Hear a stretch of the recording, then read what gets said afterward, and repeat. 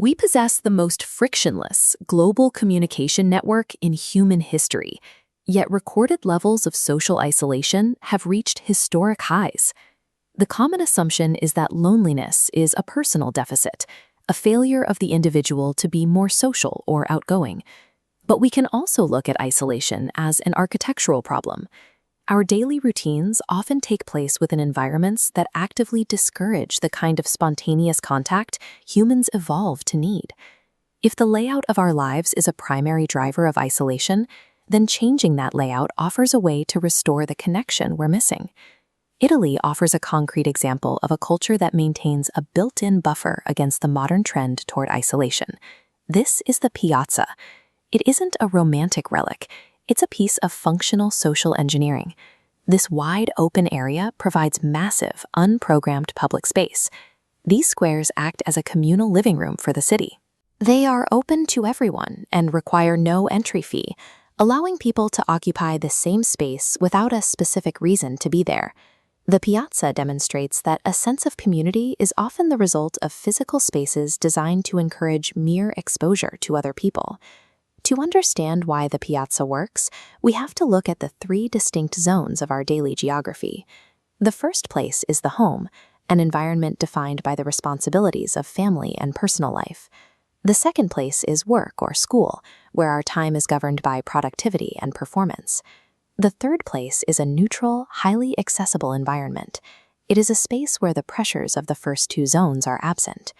The physical layout of a piazza perfectly meets these criteria. The arched walkways and open ground allow people to linger in a neutral space, separate from the private shop surrounding them.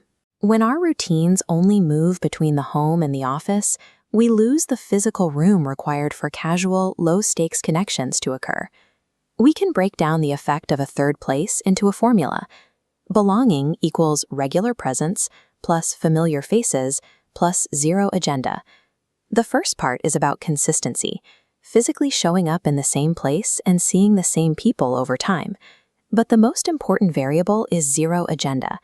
Most modern socializing is a high-effort activity involving logistics and planned events. Zero agenda socializing requires nothing but being present. Connection in a piazza happens because there is no required activity. People simply coexist in the same space.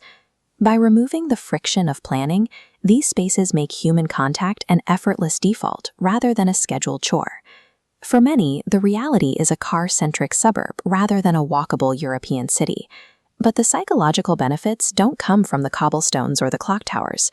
The mechanics of the piazza, neutral space and regular presence, can be applied to any environment, even an isolated modern grid. You can use the mundane spaces already available to you to mimic the function of a public square. Start by identifying one local third place, a specific coffee shop, a dog park, or a corner of the library. Lock in your presence by committing to go to that exact spot at the same time every week. Then follow the zero agenda rule.